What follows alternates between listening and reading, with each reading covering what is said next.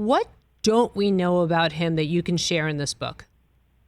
He went through a lot of racism growing up, being a black child of migrants in a majority white country. There were so many people that were kind to him and did treat him well and did give him food, but there were also so many people that were not kind to him. And I think that part of his journey is really swept under the rug. And this book portrays just a complicated relationship to his home country. On the one hand, he is so proud, but on the other hand, there are a lot of racist people still to this day that have desecrated some of his murals. So I think that it just portrays a relationship not much talked about.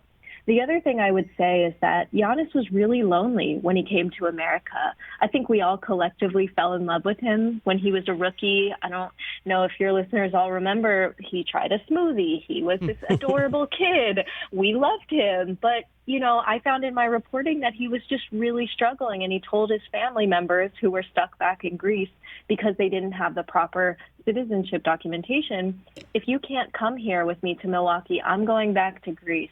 So I just think that his journey is so amazing in so many ways because he had to stick through so many difficult moments and really find a way to learn how to be independent and survive by himself. Mirin Fader from The Ringer joining us here on The Rich Eisen Show. I'm Suzy Shuster in for Rich. Let's go backwards. Let's go to the beginning of this, the genesis. How did this come about with you? You're an incredible writer. You love telling stories, which I so value, and thank you so much for doing what you do. I think so many people forget how important these stories are. How did this come about? Tell us the very, very beginning of the genesis. Yeah, thank you so much for saying that. I mean, I first saw Giannis's youngest brother, Alex, climb atop the national rankings for high schoolers. And I wondered, as the fourth brother, is he as good? Is he going to be good? I was at Bleacher Report at the time, and we like to cover young prospects. So I thought I would go profile Alex. So I went to Milwaukee. I went to their home. I didn't think Giannis would be there. You know, NBA players, they have so many things on their schedules, but in walks Giannis in the kitchen, cutting fruit like a normal human being. And I'm just like, oh, hello. And then I just spent the day with Giannis and his brother Alex and their mother Veronica and their other brother Kostas. And the more I spent time with them, the more I thought this is as much a profile about Giannis as it is about Alex, because I'm seeing sides of Giannis I've never seen before, like vulnerable older brother, vulnerable person still grieving the loss of their dad who died of a heart attack, nurturing brother. These are all things that at the time people weren't highlighting as much. People were just very enamored with his athleticism on the court. So I just thought, okay, let me write this story.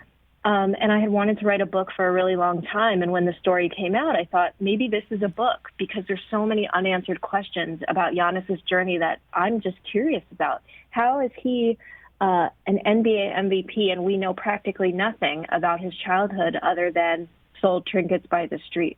How do we know nothing about how he transforms from that into this? So that's kind of how it got started. So of all the questions you had for yourself then, what was the question that you wanted to be answered most, and what was the answer to it? The question that I wanted to answer most is, how does a person take all of that difficulty and still remain a humble, sincere person who does not look at life as if he's always been slighted? Giannis had every reason to look down at life and think that it is unfair and be angry. That's the thing. I think very angry at his home country for delaying his citizenship and all of these things. And instead, he just has a completely different attitude. He feels gratitude. I mean, imagine not having anything, but you are grateful for the things that you have. Imagine feeling like you're always on the outside looking in, but instead of focusing on that, you focus on the happy moments. I was very intrigued and compelled by the way that he views the world. He's always seemed older than he is. You know, I thought in watching some of the videos that came after the championship, of course, the most famous one is him ordering the chicken tenders, I think, at a Chick-fil-A afterwards, and just seeing the sweetness, the realness to this kid. You know, I compare it to when Kobe Bryant was a young guy and he won his championships. There was no chance Kobe was going to go and order Chick-fil-A. There's a almost like a endearing, sweet lack of sophistication on Giannis's part. And as we cover NBA players who go through the college ranks or go straight to the pros who grew up here, you forget about the discrepancy of a kid who grew up, as you said, suffering racism, not being able to play on teams that he wanted to play on because of racism, because of different approaches that they had in the Greek system. And yet he's not angry. And I think that you brought up such an important part. That is why he's so endearing to us, because he just seems so happy to be here. Yes.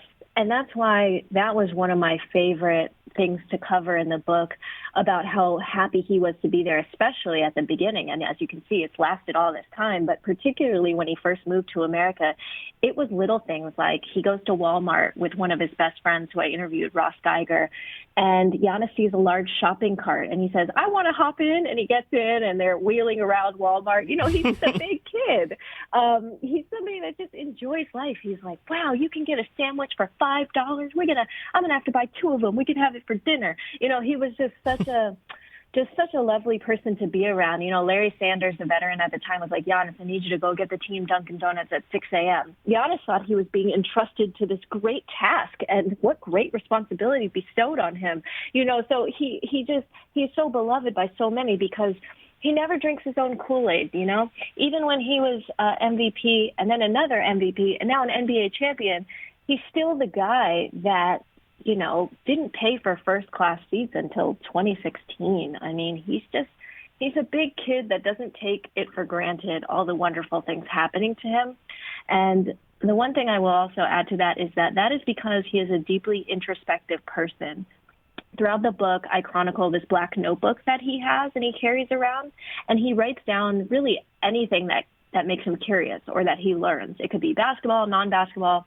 And he does it because he wants to remember and he wants to share that wisdom with his brothers. And so I just think somebody that is so introspective and so thoughtful is the reason why he's able to be so mature. Her book, Giannis, The Improbable Rise of an NBA MVP, comes out on August 10th. How did you get this much access? Because you don't see this much access in the modern NBA.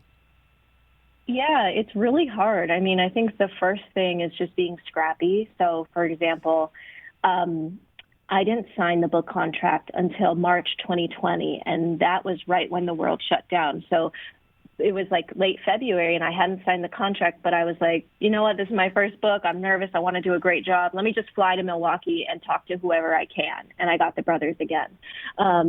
You know, so I did that. And then knowing that Kostas, the other one, is in LA, let me just go to a LA Defenders game and see if I can get him. It's just, you have to be scrappy on your own because a lot of these handlers and agents, they have their own concerns. They have TV stuff. As you mentioned or alluded to a bit earlier in our interview, you know, long-form writing is not always valued. And so as a long-form writer, a person deeply interested in telling human stories, a lot of it is on you. And I would just, you know, say be relentless about calling. I interviewed 221 people during a pandemic from my apartment, and that is because I probably casted a wide net of about 400. So for all the people that don't call you back, that don't want to do what you're doing, you call the next person. And it's really just it's like Giannis. It's about work ethic. What's the relationship like with all the brothers? Oh, my gosh. There's close, and then there's close, and they're close. Giannis, he told me he gets more nervous watching Alex, the youngest, play in a high school game than the Eastern Conference Finals. And when I heard that, I was just like, oh, my God, Giannis, I hope that's not true. But it is true. Giannis not only was present and active in all his brothers' lives, but he would coach their practices. Like I charted a couple practices that Giannis was at, and he wasn't just in the background. He was coaching. He was talking to the 12th man on the team. Kostas told me that their goal as a family is to all win a championship together on one team, all do it together. It is miraculous that they have 3 members of their family who have now won NBA championships, but to do it together on one team is a lifelong goal. And really, I think after their dad's death, did they really band together even closer? So they say they're all motivated by this phrase, I am my father's legacy. And I think that Giannis, as one of the oldest, is so instrumental in carrying on that legacy towards the younger brothers. Hey, you watched all the way to the end. Thanks for that. Watch more right here.